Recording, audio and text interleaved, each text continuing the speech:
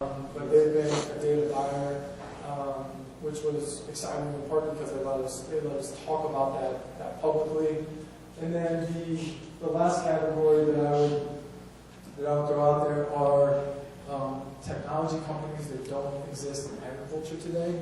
I think, as agriculture goes digital, as there is more automation coming into play on certain things, there are folks who haven't historically been ag companies that are trying to learn about the ag space.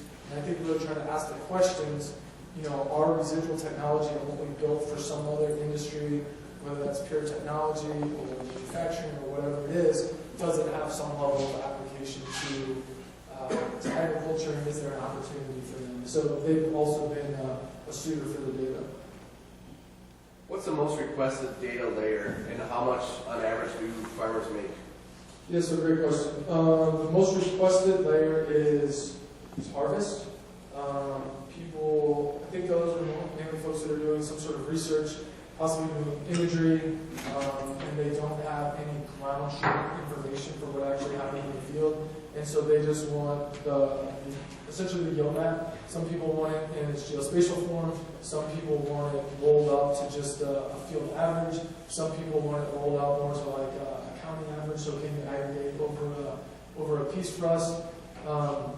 I can say that data has most generally transacted at $1 an acre per layer. So if you sell your geospatial yield map, that's $1 per acre. Again, that's something that you can potentially sell multiple times. The Mississippi State data buy, they got an ammonia layer, they got a planting layer, they got a crop protection layer, so whatever the post was, and they got a harvest layer, and they paid $4 an acre for that data set. So to that, some of the individual farmers in that, we're starting to talk about real money. The other thing that this question points to, which I'm glad you asked it, is the Farmobile revenue model. We're incredibly transparent about how we're seeking to grow and scale our business. That is through the data store. So the puck itself, we'll get to that in a minute, the subscription itself is sold, it's $12.50 per unit per year, which for everything that it provides is actually incredibly inexpensive. It's not intended to really be a revenue driver for Farmobile. The revenue driver for Farmobile is the Farmobile data store, and so we split revenue with farmers. We share in those transactions 50-50. So we're sourcing the buyers, we're building the infrastructure to deliver this, building the market, doing the data delivery, the farmer, or in some cases the co-op, or providing the source content data, really the inventory, and then we're sharing in that 50-50.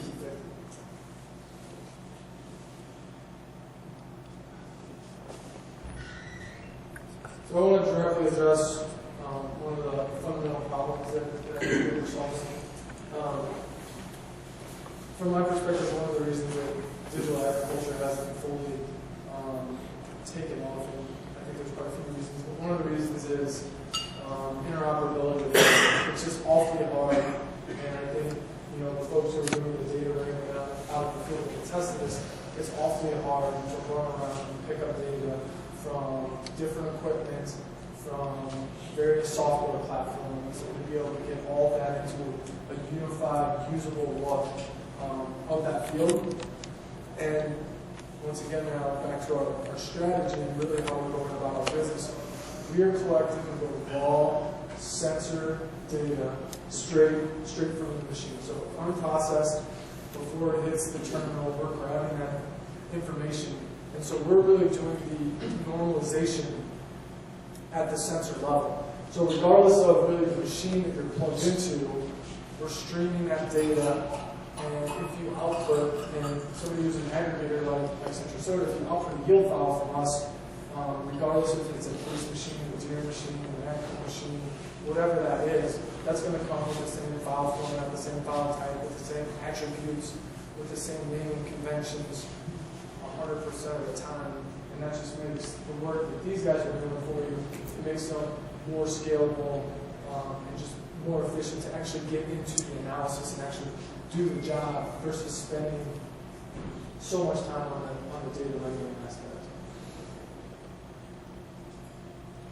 I want to just mention, but how we do that.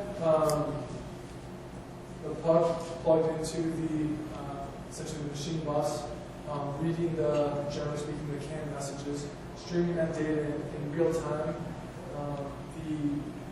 The other way that data leaves the cab is generally through a thumb drive. So all that sensor data goes to an in-cab monitor. Some level of processing occurs there, produces an output file, somebody plugs in a thumb drive, downloads the data according to the format type of that display. So again, we're reading those raw messages, streaming those messages to the cloud. An important call out here is that because we're reading messages only, we're not reading directly from your in-cab display, we only have visibility, we only have access into data that is contained in a sensor message. So if it lives locally in your in-cab monitor, that's something that our technology is not going to have visibility into. And so it is important. We're very passive at collecting the sensor data. We're the best in the world at streaming that information. Sometimes that data is incomplete because we might not know crop, we might not know varieties, we might not know certain machine settings. And I have a couple slides on how our software takes in that data, but it's important for an end user to know that although the collection itself and the sensor data extremely passive, extremely effective, being able to get that whole field attribute data and machine attribute data is a really important step to creating overall quality of data. There's a lot going on in this slide. We call our software data engine. What I want to emphasize here is that we're a data in, data out company. We're not a data, I hesitate to say data silo because of the greenfield operation, but silos are generally associated with lack of interoperability, really. And so what we are is we largely work through the POC and our connected technologies to get data into the system, to get data into our database, to be able to create some visuals for a user to be able to see that information. We work even harder at trying to get that data out of our system to get it in the hands of the folks that are going to use that data. We're not doing the benchmarking. We're not doing the analytics. We're not doing the RX. We think, as a business, our strategy has been and always will be, we think that exists at the local level. We think that exists in partnership with your agronomist, with your precision team, some of that possibly on your farm, certainly through your co-op. And so we're trying to make that role and make that opportunity for you guys more scalable, more efficient by pumping that data into the system where it's needed for analysis purposes. So hopefully we're to the conclusion of why this is beneficial. We're bringing the two sides together. By the two sides, I mean the retail side and the farmer side. And it's not just the spirit of partnership, but it's also the technology to be able to do that. And our partner, our POC, works equally well on a sprayer spreader and on a planter and a combine. And so I don't know exactly what the breakdown is. I don't know exactly what the breakdown here is within your co-op, but the most common way that folks go about business is, it's incredibly common for the farmer to own the tractors and the combines, for the retailer to own the application equipment, and oftentimes for most organizations that I work with, that data really never comes together in any sort of unified fashion to be able to know at a field level, in a geospatial way, what happened inside that field. And so by virtue of us operating on retail rigs, which we are on the rigs here at Central Soda, and on grower, planter, combines, there's an opportunity to bring all that data together to have a full picture of, a full representation of every machine pass that goes across that field. And I'll also argue, I have no idea where this is going to end up. I know Miranda Lakes is involved in their Sustain initiative. I'd suggest that that's a really early initiative with some decent concepts, but still a lot of manual labor to get any data into the system. But there's just, you know, you can like it or not like it, but there's more and more energy around sustainability and being able to substantiate how acres and fields are farmed. And we're never going to tell the entire story if we're not able to start bringing this data together. And I don't know what this looks like today, but I think for the folks who pull this data together, that have this data accessible, are the folks that are going to be in a position to be compensated in some capacity for doing stuff well. And that's our hope in partnering with folks like Central Solar to do that. So I'm going to come back to baseball for a second. Jeff Lunell, GM of the Astros, I don't know if you know Jeff. He came out of the Cardinal organization, having grown up in Allen from St. Louis. The Cardinals are near and dear to my heart. But Lunell was pushed out of the Cardinal organization about 8-10 years ago. And the reason that he was brought in to be the general manager of Houston is because he had a background in the data and analytics, and that was part of what he was helping the Cardinal organization with. And when he went in and evaluated, this is back in, I don't know, 2011 or something around that time. When he went in and evaluated where Houston was at that point in time, he found out that they had outsourced their data and analytics. They didn't have any in-house capabilities in terms of what they were doing there. And although he had to start with like a 2 or 3 person staff, it's now their data and analytics folks is now a large part of the Houston Astros organization. He had to start with like a 2 or 3 person staff to kind of get this off the ground. The very first thing is he brought that in-house. And he said, in part, he saw that as a competitive advantage for their organization. And he didn't want to be outsourcing that type of competency on his organization. I see the same thing happen in agriculture. When it's done in partnership with a co-op or an agronomist or some precision specialist, to me that's not outsourcing it. That's keeping it in-house. That's keeping it inside the family. But I go some places around the country where it's very clear that farmers are comfortable with completely outsourcing that and allowing for their seed manufacturer or their OEM equipment provider or some big name organization to handle their digital strategy. And I think there's going to come a point in time, not to say there's anything wrong with sharing data with some of these organizations if you're getting value out of it, but I think there's going to become a point in time where having this data in-house and really using it to your benefit and to your locality is going to be a really, really big deal. So that brings me back to the data store and what we think this opportunity can be. So if you put your arms around your data, if you sort of embrace that, I'm going to keep this in-house and then see if there's a monetizable opportunity with this data.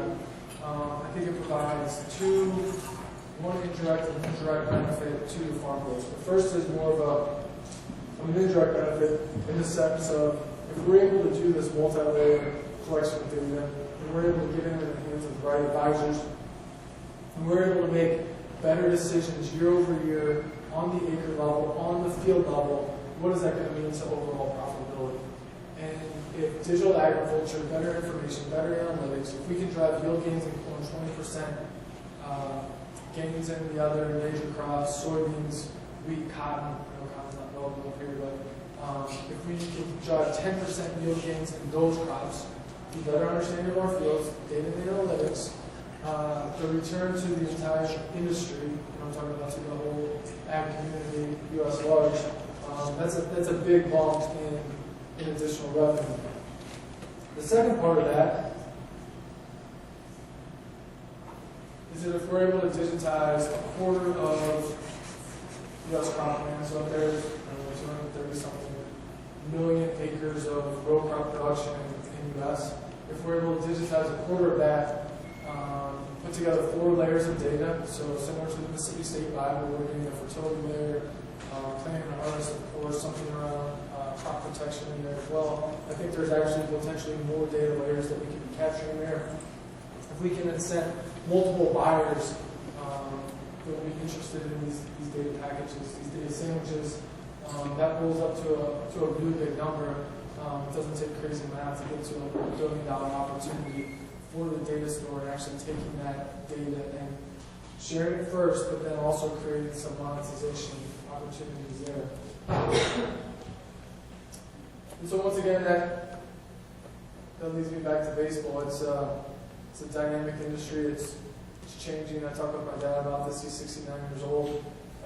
He's not super excited about some of the changes that we've seen in the last 5 or 10 years. But I think what's really near and dear to his heart, and I think a lot of farmers out there, is his ability to stay and remain independent. He's not going to farm forever. My brother's farming with him now. But that notion of independence, autonomy, decision-making, yeah, you're doing it inside your local community, doing it in partnership with a number of folks. But I think that independence piece is something that really resonates. And so how do we adapt and how do we stay independent? Brings me back to the Astros. From my perspective, they've been, maybe Boston and a few others, the Cubs maybe, have been the most successful organizations at bringing data and analytics into their organization. And the way that they've done this is there's still a baseball man in the dugout, in the general manager's office, all the coaching staff at every minor league organization. There's still a baseball man. There's still somebody who's been around the game. There's still somebody who has a value add in seeing the players in their uniforms and having some intuitions about in-game strategies and pitching changes and just managing the people in the organization. But then they also have a department, and speaking of the Astros specifically, they also have a department who's taking this big data tsunami that's being generated inside baseball right now, whittling that down to some key metrics and being able to deliver those metrics and that information in a timely manner to their baseball men to more consistently have